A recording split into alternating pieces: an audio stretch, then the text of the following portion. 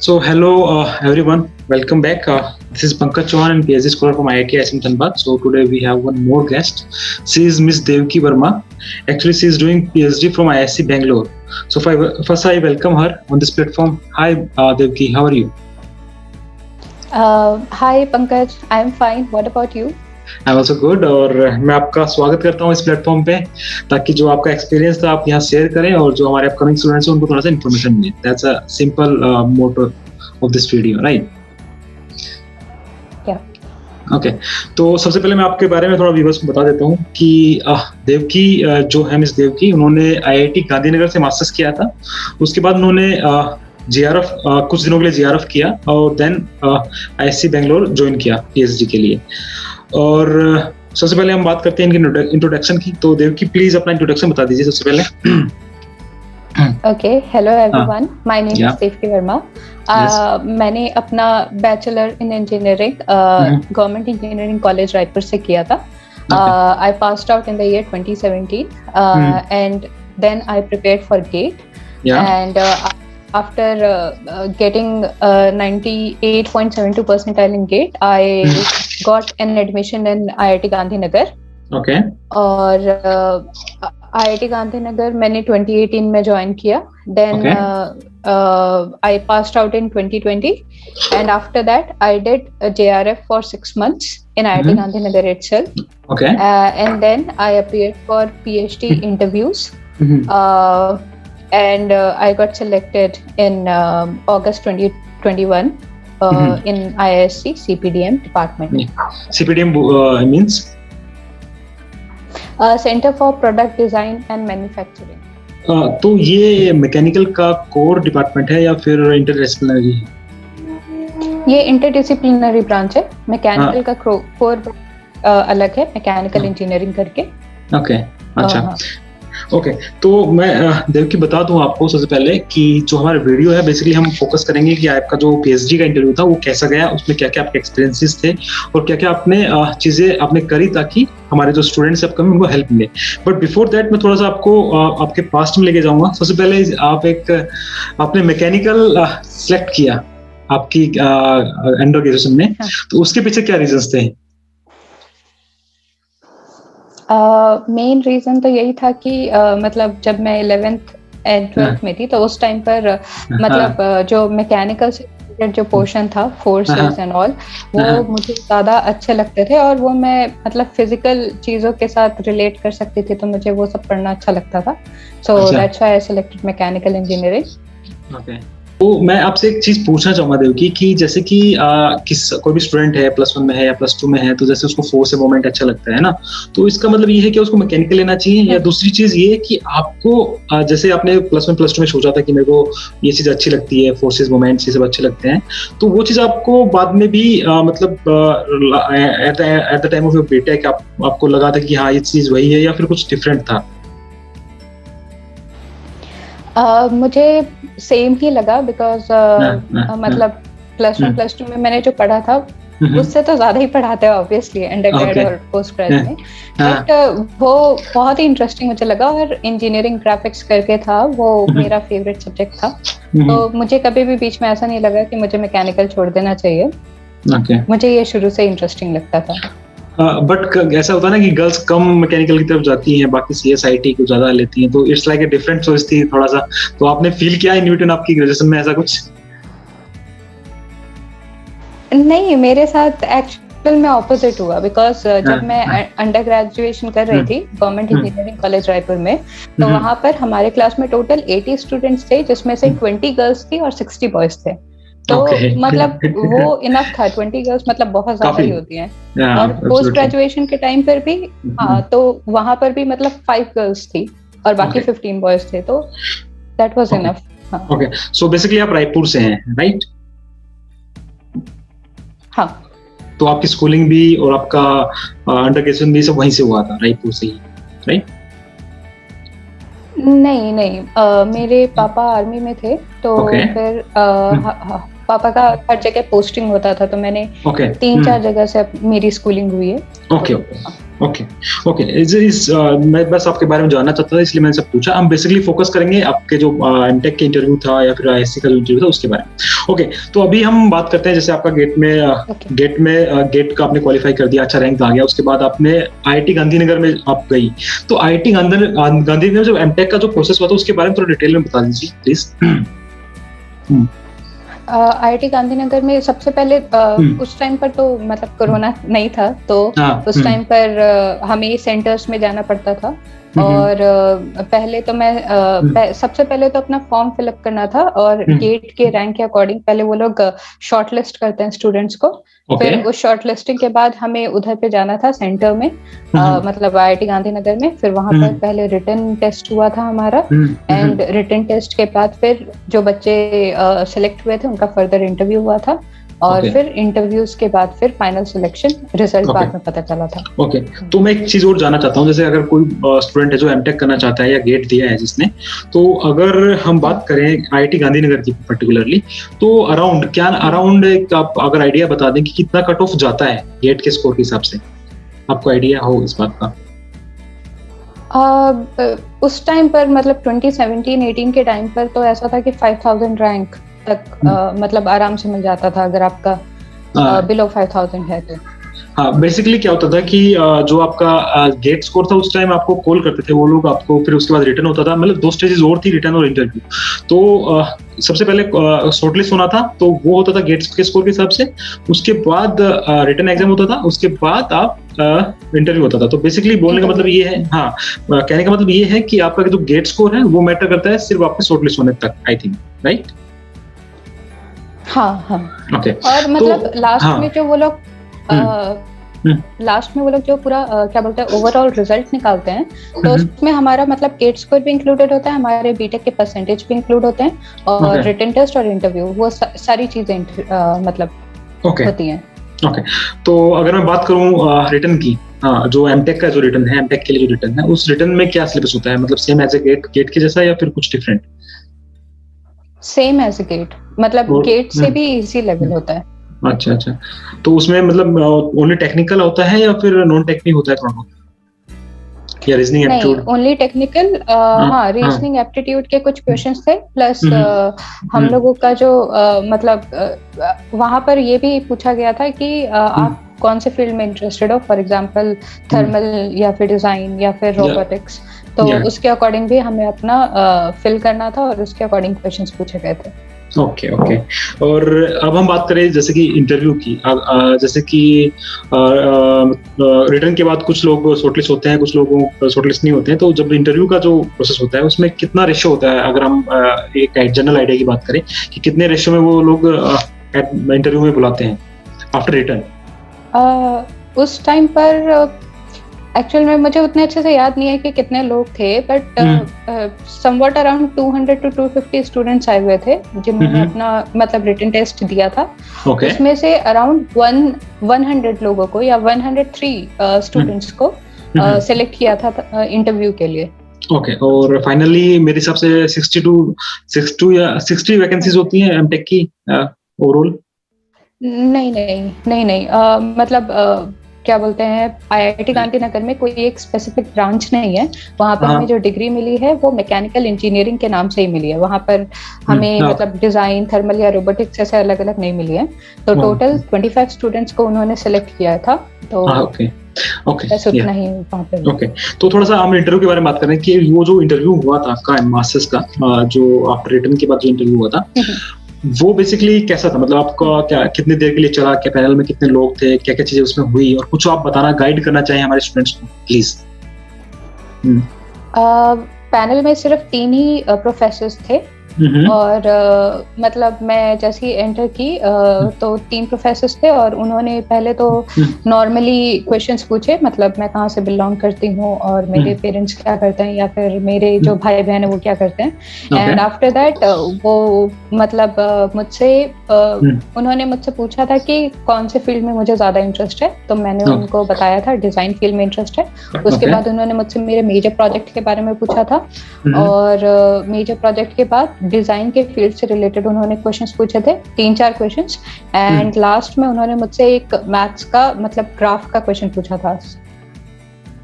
ये बातें थी सिर्फ एमटेक के इंटरव्यू की कि कैसे होती हैं, बट हमारा फोकस है बेसिकली आईएससी का या पीएचडी के इंटरव्यू में। बट उससे पहले थोड़ा सा चीज और बचता है, वो है जेआरएफ। तो देवकी ने आफ्टर एमटेक जेआरएफ ज्वाइन किया था, तो बेसिकली मैं जानना चाहूंगा जेआरएफ में और पीएचडी में क्या डिफरेंस है। फर्स्ट क्वेश्चन ये। जेआरएफ जो है वो एक जॉब की तरह है, वो लोग करते हैं ताकि उनको एक्सपीरियंस मिले, और ये एक्सपीरियंस अगर आप आगे पीएचडी करना चाहते हैं तो उसमें बहुत मतलब अच्छा होता है, बेनिफिशियल होता है, तो इसलिए जेआरएफ करते हैं। और जेआरएफ में भी मतलब सेम स्टाइपेंड मिलता है जो आपको पीएचडी में मिलता है, बट वो डिपेंड करता है प्रोफेसर के ऊपर और फंडिंग के ऊपर। एंड और प्रोजेक्ट तो लगभग सेम ही होता है जेआरएफ में भी और पीएचडी में भी। हाँ, बेसिकली जो स्टूडेंट्स होते हैं वो जेआरएफ क्यों करते हैं, मतलब जेआरएफ क्यों, उन्हें क्यों करना चाहिए बोले तो, या फिर जो जेआरएफ क्यों ज्वाइन करते हैं बेसिकली? जेआरएफ मेन वो अपने एक्सपीरियंस गेन करने के लिए करते हैं। फॉर एग्जांपल कुछ स्टूडेंट्स हैं जो कि अब्रॉड में जाकर अपना पीएचडी करना चाहते हैं किसी अच्छे यूनिवर्सिटी से, तो वो लोग मतलब जेआरएफ करते हैं ताकि उनको एक्सपीरियंस गेन हो और वो अपने सीवी में इसको ऐड कर सकते हैं। एंड हाँ, तो ये बहुत ही बेनिफिशियल होता है उनके लिए। ओके, बेसिकली जैसे कि इन्होंने मिस देवकी ने बताया कि जेआरएफ का एक जेआरएफ भी जैसे कि एक जेआरएफ में डिग्री नहीं मिलती बट काम रिसर्च का ही होता है, बट जेआरएफ के फायदे भी हैं। जैसे कि कोई स्टूडेंट है अब्रॉड से पीएचडी करना चाहता है या फिर अपने इंडिया में पीएचडी करना चाहता है, बट उसको अपना रिसर्च एरिया को थोड़ा जानना है, बेसिकली उसमें क्या करना है, उसको पहचानना है, तो वो जेआरएफ ज्वाइन कर सकता है। और इसमें साथ साथ उसका फाइनेंशियली हेल्प भी होता है, जितना स्टाइपेंड पीएचडी वाले स्टूडेंट को मिलता है उतना ही जेआरएफ वाले स्टूडेंट को मिलता है। तो ये चीजें थी जेआरएफ के बारे में। हाँ, तो अब हम मूव करते हैं हमारे वीडियो के मेन पार्ट पे, जो कि जिसके लिए हम इस वीडियो को रिकॉर्ड कर रहे हैं बेसिकली। तो हम बात करते हैं पीएचडी के इंटरव्यू के लिए। ओके, तो मिस देव की पहले मुझे बताइए आपका पीएचडी करने का मन कब बना, कब आपने सोचा कि मैं पीएचडी लाइफ में करना चाहिए और क्यों करना चाहिए बेसिकली? हाँ, तो सबसे पहली बात तो यह है कि पीएचडी करने का जो मेन मेरा मन था वो जेआरएफ करते करते मुझे लगा कि मुझे करना चाहिए, बिकॉज मतलब मेरा जो जेआरएफ में जो प्रोजेक्ट था वो समवट सिमिलर ही था मेरे एमटेक के प्रोजेक्ट के साथ साथ। एक्चुअल में मैं 2 प्रोजेक्ट कर रही थी साथ में, तो वो वाइब्रेशंस एंड अकूस्टिक से रिलेटेड था, तो मुझे उसमें इंटरेस्ट आया और मुझे लगा कि वो मुझे आगे प्रोसीड करना चाहिए। ओके, तो दैट वाज द मोमेंट। हाँ, कभी ऐसा नहीं लगा इन बिटवीन आफ्टर एमटेक या आफ्टर बीटेक कि मुझे जॉब ज्वाइन करनी चाहिए, ऐसा कुछ मन में नहीं आया, या फिर जॉब नहीं मिली इसलिए आपने जेआरएफ ज्वाइन किया, ऐसा कुछ नहीं था? नहीं, एक्चुअल में आफ्टर बीटेक मेरा मन था कि मैं जॉब करूं और इसलिए मैंने गेट भी दिया था, but then I got MTech. और एमटेक के शुरू में भी मेरा ऐसा मन था कि मुझे जॉब करना चाहिए, बट आईआईटी गांधीनगर में जो मास्टर्स होता है, पोस्ट ग्रेजुएशन होती है, वो एक्चुअल में रिसर्च बेस होती है, तो वहां पर बहुत ही रिगरस रिसर्च कराते हैं, तो मेन वही था। उसी के कारण मुझे लगा कि मुझे आगे करना चाहिए। और मेरे मतलब सुपरवाइजर जो थे वो भी बहुत ज्यादा मोटिवेट करते थे पीएचडी करने के लिए। ओके, तो लाइक अभी आईएससी से आप पीएचडी कर रही हैं, लाइक आईएससी एक टॉप मोस्ट इंस्टीट्यूट है अपने इंडिया का। तो पहले हम बात कर लेते हैं थोड़ा सा आईएससी के बारे में, है ना, इंडियन इंस्टीट्यूट ऑफ साइंस जो बेंगलुरु में है। तो हम अपने व्यूअर्स को बता देते हैं आईएससी के बारे में थोड़ा सा, कि रिसर्च के लिए अगर बात करें और साइंस की बात करें और इंजीनियरिंग की बात करें तो आईएससी का नाम सबसे ऊपर आता है बेसिकली। तो हाँ, प्लीज देवकी इनके बारे में, आईएससी के बारे में थोड़ा बता दीजिए प्लीज। आईएससी के बारे में वैसे मुझे ज्यादा नहीं पता है, बिकॉज मैं अभी तक कैंपस गई नहीं हूँ, बट मुझे इतना पता है कि वो क्यूएस रैंकिंग उसकी 185 है करेंटली, और मतलब पूरे वर्ल्ड में उसकी रैंकिंग 185 है। और अगर नंबर ऑफ साइटेशंस पर फैकल्टी ये क्राइटेरिया है, इसके अकॉर्डिंग देखा जाए तो ये आईएससी वर्ल्ड का नंबर 1 इंस्टीट्यूट है। और हाँ, तो बहुत ही प्राउड की बात है कि आप आईआईएससी से रिसर्च कर रही हैं। तो आपको बेसिकली आपको भी काफी प्राउड होता होगा कि एक आईआईएससी अपना इंडिया का रैंक 1 है, अगर मैं बोलूँ तो, रिसर्च में अगर बोलूँ तो बेसिकली, और इंजीनियरिंग की बात भी करूँ प्लस में साइंस की बात करूँ, रैंक 1 है। तो इस प्राउड मोमेंट को आपने मतलब कैसे, मतलब आपने आईआईटी बॉम्बे, आईआईटी मतलब ऐसे इंस्टीट्यूट में ट्राई किया था या फिर सिंपली आपका मोटो था कि मैं आईआईएससी में जाऊँ, ऐसा कुछ? मैंने ओल्डर आईआईटीज में अप्लाई किया था, मतलब बॉम्बे, दिल्ली, मद्रास और खड़गपुर और आईआईएससी बैंगलोर में। और मेरा मेन मोटिव था या तो मुझे आईआईएससी बैंगलोर में जाना है या आईआईटी बॉम्बे में जाना है। अच्छा। और तो वैसे हाँ, तो फिर सबसे पहले आईआईटी बॉम्बे का इंटरव्यू हुआ था, वो मेरा ठीक गया था, बट लास्ट में कुछ गड़बड़ हो गई थी जिसके कारण वहाँ पे मेरा सिलेक्शन नहीं हुआ। सेकंड मेरा इंटरव्यू आईआईएससी बैंगलोर में हुआ, और आईआईएससी बैंगलोर में फिर मुझे मतलब श्योर भी हो गया था कि मतलब मुझे मिल ही जाएगा, क्योंकि मेरा इंटरव्यू बहुत अच्छा गया था वहाँ पे। तो फाइनली उसका रिजल्ट भी बहुत जल्दी आ गया था, लेट नहीं हुआ था, तो मुझे कॉलेज मिल गया था। उसके बाद फिर मीनवाइल आईआईटी खड़गपुर का भी मैंने इंटरव्यू दिया था, बट तब तक मतलब आईआईएससी बैंगलोर का रिजल्ट आ चुका था, तो मैं इतनी ज्यादा खुश थी कि मैंने बाकी कॉलेजेस का मतलब चेक ही नहीं किया मैंने रिजल्ट। अच्छा, स्टिल चेक नहीं किया या पता नहीं हुआ है, नहीं हुआ, कुछ नहीं पता, नहीं स्टिल चेक नहीं किया है? नहीं, खड़गपुर का मैंने चेक नहीं किया, और मद्रास का तो मैंने मतलब इंटरव्यू भी नहीं दिया था, उसका इंटरव्यू बहुत लेट हुआ था, और तब तक मेरा सिलेक्शन हो चुका था, तो मैंने नहीं किया। तो आईआईटी बॉम्बे की जो गड़बड़ हुई थी उसकी बात करेंगे सबसे एंड में, बट मैं एक क्वेश्चन पूछना चाहता हूँ बेसिकली, कि जैसे कि आईआईएससी बैंगलोर का नाम बहुत बड़ा है ना, तो कोई एक नॉर्मल स्टूडेंट है या प्राइवेट इंस्टीट्यूट से जो बिलोंग करता है या फिर मास्टर जो भी एक नॉर्मल कॉलेज से मास्टर कर रहा है, तो उसके लिए एक बहुत बड़ा काम हो जाता है कि यार आईआईएससी बैंगलोर मुझे कैसे मिलेगा, है ना। तो आपने कुछ स्पेशल चीज फील करी है कि यार बहुत टफ है, यार बहुत मुश्किल है, नहीं हो पाएगा, क्या ऐसा कुछ फीलिंग्स थी पहले, या फिर it's like a normal thing, अगर आप हार्ड वर्कर हैं तो हो जाएगा, ऐसा कुछ आप कुछ मोटिवेट करना चाहें हमारे व्यूअर्स को?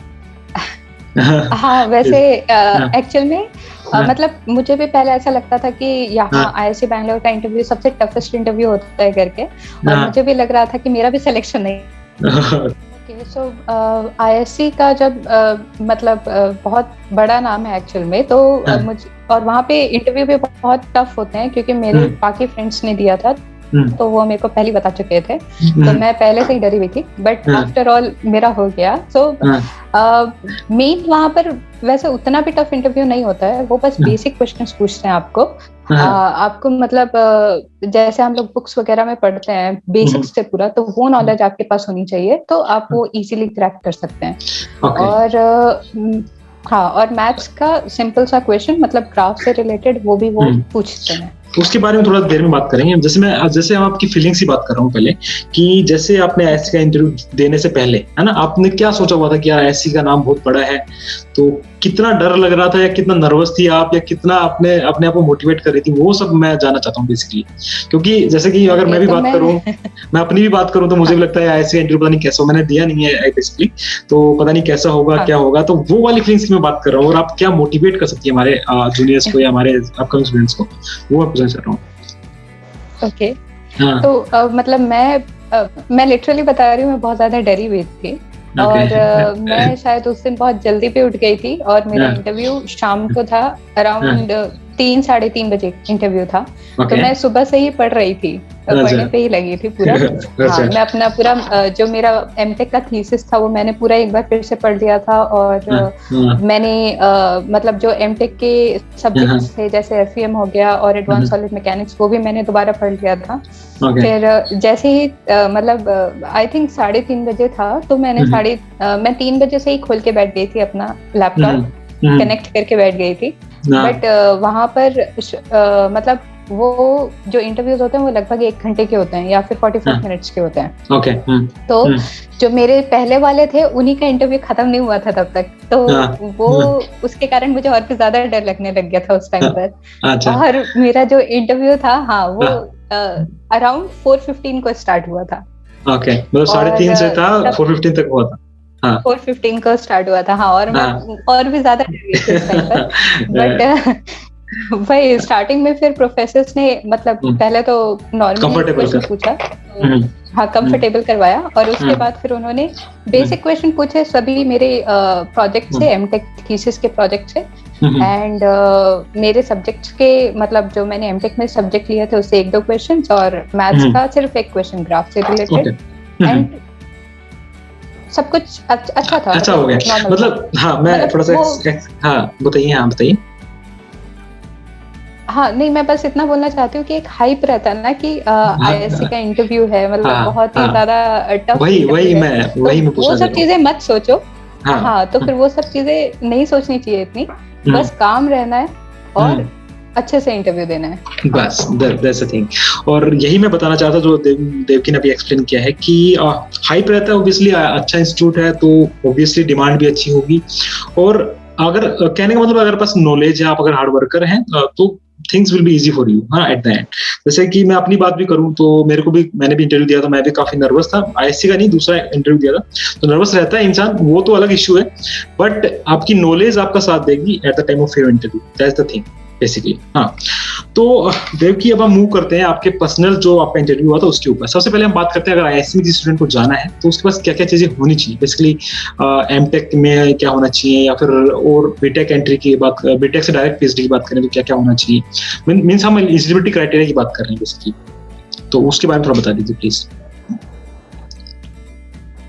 ओके सो मतलब बीटेक से डायरेक्टली अगर आप करना चाहते हैं तो आपका गेट स्कोर बहुत ही अच्छा होना चाहिए। ओके हाँ तो वो एक चीज है, और मतलब जो होता है एमटेक के लिए या फिर डायरेक्ट पीएचडी के लिए जो इंटरव्यूज होते हैं वो ऑलमोस्ट सेम ही होते हैं उन लोगों के भी। तो हाँ तो वो एक तरीका है कि गेट स्कोर के थ्रू उन लोगों का होता है, एंड सिलेक्शन पहले, उसके बाद फिर इंटरव्यू होता है। और हम जैसे मैंने मास्टर्स किया है तो मास्टर्स के बाद मतलब अभी कोरोना के टाइम, कोरोना की वजह से ही अभी ऐसा हुआ था कि मतलब एमटेक का जो सीपीआई है उसके बेसिस पे वो सिलेक्शन होता है, मतलब सिलेक्ट करते हैं for interview and written test, लेकिन कोरोना के कारण रिटन टेस्ट नहीं हुआ, डायरेक्ट इंटरव्यू हुआ। हाँ और जो फाइनल मेरा सिलेक्शन हुआ है वो मतलब एमटेक का सीपीआई उन्होंने ध्यान दिया है, बीटेक के भी सीपीआई को मतलब थोड़ा सा कम वेटेज होगा उसका, बट एमटेक का वेटेज ज्यादा था और इंटरव्यू का वेटेज था। ओके तो अगर हम बात करें तो दो तरह से आप बेसिकली एंट्री कर सकते हैं पीएचडी में, एक तो बीटेक के बाद, एक मास्टर्स के बाद। बीटेक के बाद आपका गेट स्कोर काफी हाई होना चाहिए, अच्छा खासा गेट स्कोर होना चाहिए। काफी high means that means doesn't mean कि आपका 800-900 होना चाहिए, 700 650 स्कोर होना चाहिए। अगर हम मास्टर्स की बात करें तो आपके पास मास्टर का जो ग्रेड है, मास्टर का जो आपका एग्रीगेट स्कोर है, सीपीआई है जो बोले तो वो अच्छा होना चाहिए बेसिकली। तो ये आपके एलिजिबिलिटी होनी चाहिए अगर आपको एडमिशन लेना है। तो फॉर्म निकलते हैं, उसके बाद आपको फॉर्म फिलअप करना पड़ेगा। तो फॉर्म के टाइम पे हमें कुछ रिसर्च प्रपोजल या एरिया ऑफ इंटरेस्ट या स्टेटमेंट ऑफ पर्पस ऐसा कुछ डालना होता है एट द टाइम, एसओपी। हाँ एसओपी डालना पड़ता है, लेकिन वो उतना मतलब इम्पोर्टेंट नहीं होता है। मतलब आप अच्छे से लिख के डालिए, हो सकता है कि वो शायद उस टाइम पर चेक करते हो जब हम मतलब इंटरव्यू के लिए, बट इंटरव्यू के टाइम पर या इंटरव्यू के बाद उसका कोई मतलब नहीं होता है। ओके अच्छा, तो एसओपी में अगर मैं बात करूं, अगर हम अच्छे से एसओपी में बेसिकली हमें लिखना होता है कि हमारा स्टेटमेंट ऑफ पर्पस मींस हम क्या करना चाहते हैं बेसिकली, है ना, तो किस रिसर्च में हम काम करना चाहते हैं हमें। तो कहीं ना कहीं ऐसा तो नहीं है कि इस स्टेटमेंट ऑफ पर्पस के हिसाब से हमारे पास जो पैनल आएगा जहां से हमारा इंटरव्यू दिया जाएगा तो उस पैनल को डिसाइड करते हो, ऐसा तो कुछ नहीं है, या फिर हो सकता है? नहीं पता नहीं लेकिन मतलब मैं अपना बता रही हूँ। मतलब मैंने centre for product design and manufacturing में भरा था, तो इस ब्रांच में इस डिपार्टमेंट में 2 सब ब्रांचेस हैं। एक है प्रोडक्ट डिजाइन एंड इंजीनियरिंग का, दूसरा एडवांस्ड मैन्युफैक्चरिंग का। तो जब मैंने फॉर्म फिलअप किया था, फिर फॉर्म फिलअप करने के बाद उनके तरफ से पहला शॉर्टलिस्टिंग आया इंटरव्यू के लिए, तो उसमें उन्होंने एक फॉर्म अटैच करके दिया था कि आप इन दोनों ब्रांचेस में से किस ब्रांच में इंटरेस्टेड हो, और साथ में प्रोफेसर्स के नाम और उनके रिसर्च एरिया भी लिखे हुए थे कि अगर आप मतलब आप उसमें से देख सकते थे कि कौन से प्रोफेसर के साथ आप काम करना चाहते हैं, मतलब उनके रिसर्च एरिया के अकॉर्डिंग। हाँ तो ये मतलब वहां से मतलब वहां से मैंने डिसाइड किया था कि मुझे प्रोडक्ट डिजाइन एंड इंजीनियरिंग करना है। वहां से मैंने डिसाइड किया था कि प्रोडक्ट डिजाइन एंड इंजीनियरिंग लेना है। और दूसरी बात, उन्हीं प्रोफेसर्स का ग्रुप था पैनल में, जो आपने वहाँ पे देखे, जो उस ग्रुप में थे, वो बेसिकली मैं यही पूछना चाह रहा था कि ये चीजें हुई थी फॉर्म भरने के बाद, जब आप शॉर्टलिस्ट हो गई थी उसके बाद, राइट? हाँ, इंटरव्यू के लिए शॉर्टलिस्ट हो गई थी उसके बाद। ओके, तो मतलब हम कह सकते हैं कि हम जो काम कर रहे हैं बेसिकली, हम जहाँ पे इंटरव्यू देना चाहते हैं, तो उससे पहले means at the time of form filling हमें फैकल्टी के प्रोफाइल को देख लेना चाहिए, राइट? एक बार हाँ, मतलब स्टार्टिंग में ही जब आप मतलब मैंने जैसे ही IISc बैंगलोर में भरा था, और मैंने ब्रांचेस भी वहाँ पे बहुत सारे हैं, मैकेनिकल इंजीनियरिंग, CPDM है, और न्यूरो साइंस वगैरह बहुत सारे हैं। तो मैंने चेक किया था पहले कि कौन से ब्रांच, मतलब कौन सा जो ब्रांच है वो मेरे रिसर्च एरिया से रिलेटेड है, और उसमें से भी कौन से प्रोफेसर्स ऐसे हैं मतलब जो कि जिनके साथ मैं काम कर सकती हूँ। तो मैंने अपने फ्रेंड से भी पहले बात की थी जो वहां पर है अभी, और फिर फॉर्म फिलअप किया था। ओके, तो मैं थोड़ा सा व्यूअर्स को एक्सप्लेन कर देता हूँ कि अगर आप किसी भी इंस्टीट्यूट में अगर जाना चाहते हैं, बेसिकली हम IISc की बात ना करें, जनरल बात करें, तो आपको अपना एरिया खुद से पता होना चाहिए, और आपके एरिया के अंदर कहाँ कहाँ काम हो रहा है, कौन कौन से इंस्टीट्यूट में कौन कौन सी फैकल्टी काम कर रही है, वो आपको पता होनी चाहिए बिफोर फिलिंग द फॉर्म। अगर आप ये चीजें रिसर्च करने से पहले थोड़ा रिसर्च करेंगे, तो ये चीजें आपको हेल्प करेंगे आपके इंटरव्यू के टाइम पे, और आपके अंदर जो आपके आइडियाज हैं, रिसर्च आइडियाज, वो थोड़े क्लियर होंगे, तो it will certainly help you through out. तो ये चीजें थी। बाकी मैं अब बात करता हूँ, जैसे कि फैकल्टी पैनल्स जो थे, मतलब जो एमटेक का जो वर्क होता है, मास्टर्स का जो वर्क होता है, हम जो प्रोजेक्ट करते हैं मास्टर्स में, जो रिसर्च करते हैं, उसका कितना बड़ा रोल होता है मतलब हमारे इंटरव्यू में, PhD के इंटरव्यू में? मेरे PhD के इंटरव्यू में उसका 80% रोल था एक्चुअल में, क्योंकि स्टार्टिंग में ही उन्होंने पूछ लिया था कि मतलब पहले फर्स्ट क्वेश्चन, किसी भी इंटरव्यू का फर्स्ट क्वेश्चन यही होता है कि इंट्रोड्यूस योरसेल्फ। तो इंट्रोड्यूस में पहले हम लोग अपना BTech, MTech एंड देन उसके बाद मैंने जो JRF किया है उसके बारे में बताया, एंड फाइनली मैंने अपने MTech प्रोजेक्ट के बारे में उनको बताया। और मेरे MTech प्रोजेक्ट को सुनने के बाद एटलीस्ट फॉर 5 मिनट्स उसके बाद फिर उन्होंने क्वेश्चनिंग करना शुरू किया, और जो 80% क्वेश्चंस थे वो मेरे MTech के प्रोजेक्ट के ऊपर थे। एंड फाइनली लास्ट में 3-4 क्वेश्चन उन्होंने पूछे थे, जिसमें से मतलब 2-3 क्वेश्चन मेरे MTech के सब्जेक्ट्स के ऊपर थे, और सिर्फ एक ही क्वेश्चन मैथ्स के ग्राफ के ऊपर था। मींस कह सकते हैं कि मैथ तो होना ही चाहिए। मैथ का तो एक इंजीनियर है तो आप मैथ का नॉलेज तो आपको बेसिकली होना ही चाहिए। जैसे ग्राफ, काफी IIT जैसे हैं जो ग्राफ के बारे में आपसे पूछती हैं, बनवा के भी देखते हैं वो लोग। और बाकी जो MTech का प्रोजेक्ट है, जो रिसर्च आप किए हैं, अगर उसमें आप अगर स्ट्रॉन्ग हैं, है ना, तो फिर आपके सिलेक्शन होने के चांसेस काफी ज्यादा हैं, बेसिकली हम बोल सकते हैं बात।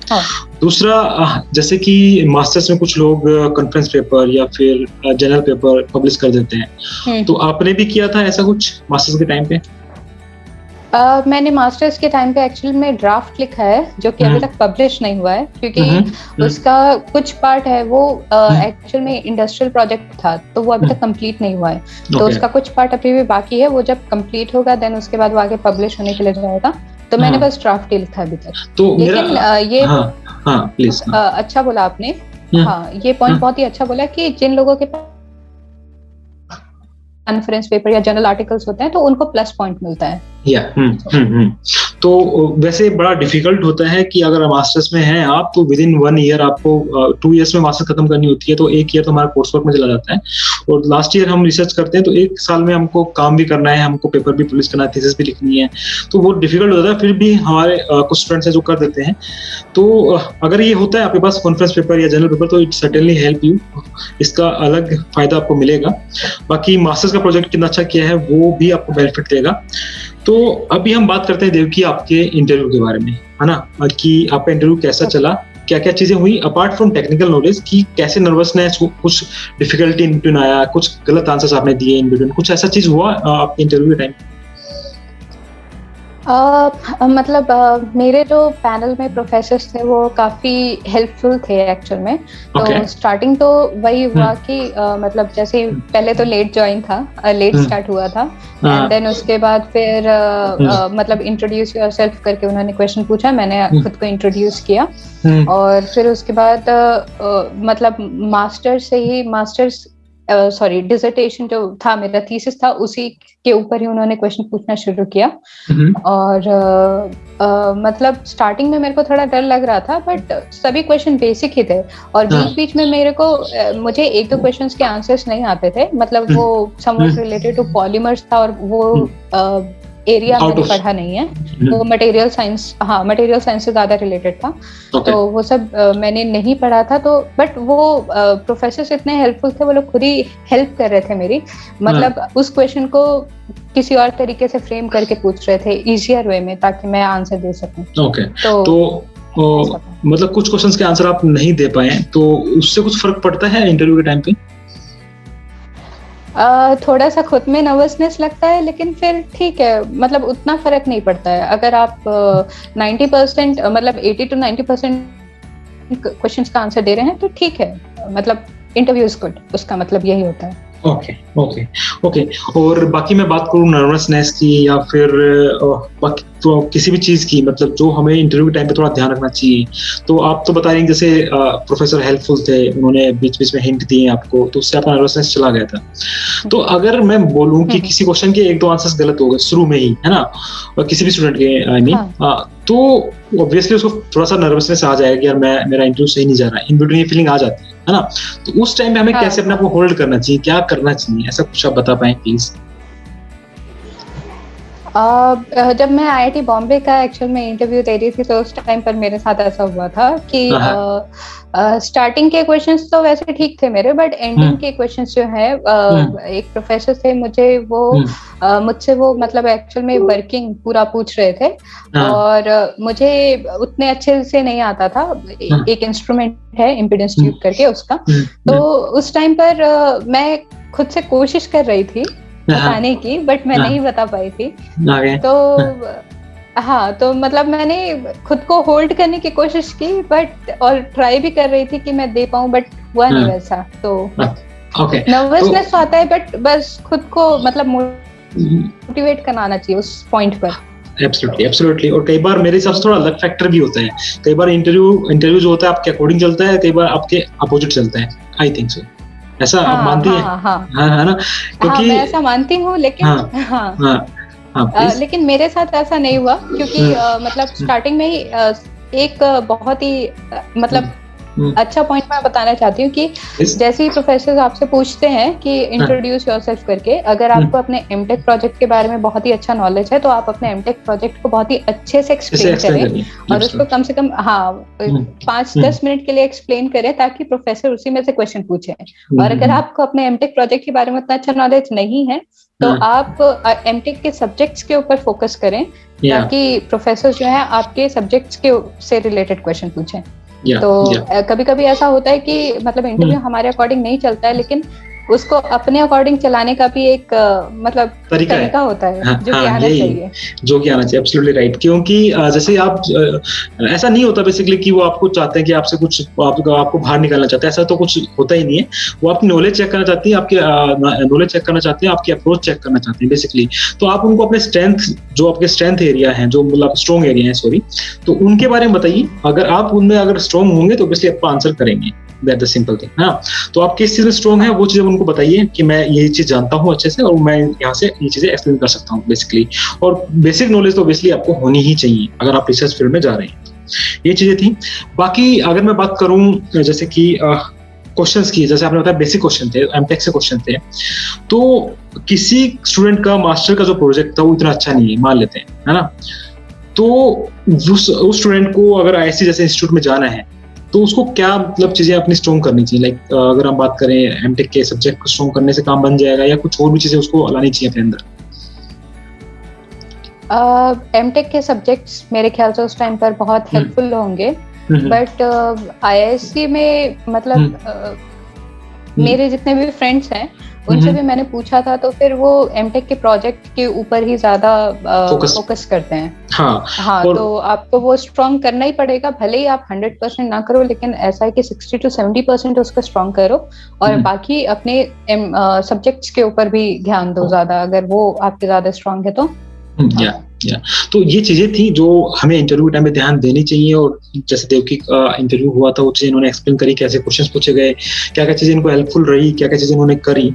तो ये बेसिकली चीजें थी। और मैं पूछना चाहूंगा आपसे कि इस आप कुछ मोटिवेशन या कुछ चीजें बताना चाहें हमारे जूनियर्स को कि भाई ये चीज ऐसे करनी चाहिए। और कई बार क्या होता है कि हम जब फॉर्म आते हैं तब भी प्रिपरेशन शुरू करना स्टार्ट करते हैं, तो वो चीज सही है या फिर हमें कब से हमारी प्रिपरेशन स्टार्ट करनी चाहिए? इंटरव्यू की बात करें या फिर पीएचडी के एडमिशन की बात करें? मैंने तो एक्चुअल में जब मैंने फॉर्म भरा था मैंने उसी टाइम से ही शुरू किया था। फॉर्म आए थे अराउंड मार्च में, या फिर मार्च और अप्रैल के फर्स्ट वीक में फॉर्म आए थे। तो उसी टाइम पर मैंने फॉर्म फिल किया और उसके बाद से फिर मैंने पढ़ना शुरू किया। और ऐसा है कि मतलब मैंने अभी एमटेक किया था, तो एमटेक के थीसिस के ऊपर मुझे उतना ज्यादा फोकस नहीं करना पड़ा, बिकॉज वो मेरे को पहले से ही पूरा अच्छे से पता था। और बस मुझे सब्जेक्ट्स पढ़ने थे और मेरे पास अराउंड 2 मंथ्स थे, मतलब पूरा अप्रैल बोल सकते हैं एंड मई का अराउंड 15 मई तक का टाइम था। बस उस टाइम पर आईआईटी बॉम्बे का ही शायद 16th को था उसका 16 या फिर 18 मई को था उसका इंटरव्यू। तो मेरे पास उतना टाइम था, तो मेरे को मुझे 2 सब्जेक्ट्स ही पढ़ने थे बस, तो वो मेरे लिए सफिशिएंट था उतना पूरा टाइम। और फिर भी मैं बोलना चाहूंगा कि अगर आपका प्लान है पीएचडी करने का, अब एक तो कुछ स्टूडेंट्स पीएचडी इसलिए भी करते हैं कि उनको 30,000 स्टाइपेंड मिले, बट ऐसा नहीं करना चाहिए जहां तक मैं बोलूंगा, अगर मेरा पॉइंट ऑफ व्यू बताऊं तो। बट अगर आपका पीएचडी करने का प्लान है तो आप अपने रिसर्च को जितनी जल्दी पहचान लेंगे eight the time of masters या आफ्टर मास्टर, तो उतना ही बेटर होगा। और अपने रिसर्च पे फोकस करेंगे, अपना जो एरिया ऑफ इंटरेस्ट है उस पर मेहनत करेंगे, इट विल लाइक आपके लिए काफी हेल्पफुल होगा कि आप आईआईएससी जैसे इंस्टीट्यूट में भी आप इजीली आपको पीएचडी मिल जाए। काफी जैसे कि देवकी ने बताया कि कहने को बहुत बड़ा होता है, बट अगर आपने मेहनत करी है और आपके पास नॉलेज है तो सब कुछ ईजी हो जाता है लास्ट में, है ना? सही है ना? हाँ। ये सब बातें थी जो हमने करी और देवकी से। और एट द एंड मैं पूछना चाहूंगा देवकी आपसे कि कुछ चीजें आप ऐड करना चाहें हमारे व्यूअर्स के लिए, कि उनको मोटिवेशन कुछ देना चाहें, क्योंकि स्टूडेंट्स ऐसा सोचते हैं कि आईआईएससी बहुत बड़ा चीज है ना, कैसे होगा, तो उनके बारे में कुछ बोलना चाहें। जैसे मुझे लगा कि आपसे बात करके आप भी एक नॉर्मल स्टूडेंट थी और फिर आपने किया, तो आई थिंक कोई भी कर सकता है ना, ऐसा कुछ बताना चाहें प्लीज। हाँ, मतलब आपने अभी ये बिल्कुल सही बोला कि मतलब मैं एकदम ही मैं एवरेज स्टूडेंट थी पहले से ही, तो मैं अगर कर सकती हूँ तो हर स्टूडेंट्स भी कर सकते हैं। और जो स्टूडेंट्स ये मतलब स्टार्टिंग में सोचते हैं कि ये हमसे नहीं हो पाएगा, मतलब बहुत ही ज्यादा टफ इंटरव्यूज होते हैं, तो वो ऐसा ना सोचे, वो बस अपने मेहनत के ऊपर फोकस करें, ट्राई करते रहें और डेफिनेटली उनका आराम से होगा। बस खुद को काम करना है, खुद को मोटिवेटेड रहना है, और अगर आप सच में पीएचडी करना चाहते हैं तो बस लगे रहें उसके लिए। हाँ। और जैसे कि हमने आप काफी लोगों के इंटरव्यूज भी लिए हैं, काफी लोगों के आपको वीडियो मिल भी जाएंगे हमारे इस चैनल पे, तो सबका कहना यही है कि अगर आप कंसिस्टेंटली मेहनत करते रहेंगे तो आपको जो चाहिए वो मिल जाएगा। ऐसा नहीं कि आपको आईआईटी मद्रास चाहिए तो आपको आईआईटी मद्रास की जगह आईआईटी बॉम्बे मिल जाए या कुछ और मिल जाए। अगर आप मेहनत करेंगे, 1-2 बार ट्राई करेंगे, अच्छे से अपनी गलती को पहचानेंगे, तो आपको वही चीज मिल जाएगी जो आप चाहते हैं। तो ये थी मीटिंग हमारी देवकी के साथ, और काफी अच्छा हमें लगा कि आपने अच्छी बातें हमारे साथ डिस्कस करी।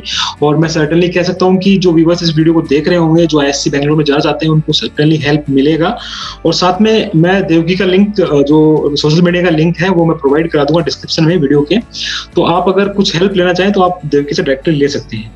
तो एट द एंड में यही बोलना चाहूंगा, thank you so much Devki, आपने हमारे को टाइम दिया और इतनी अच्छी बातें करी। थैंक यू सो मच, मुझे भी बहुत अच्छा लगा आपसे बात करके। और हाँ, ठीक है। तो मैं अपने व्यूअर्स को बोलना चाहूंगा कि अगर आपको वीडियो अच्छी लगती है तो प्लीज लाइक करें, सिंपल। और बाकी मिलते हैं नेक्स्ट वीडियो में। Thank you.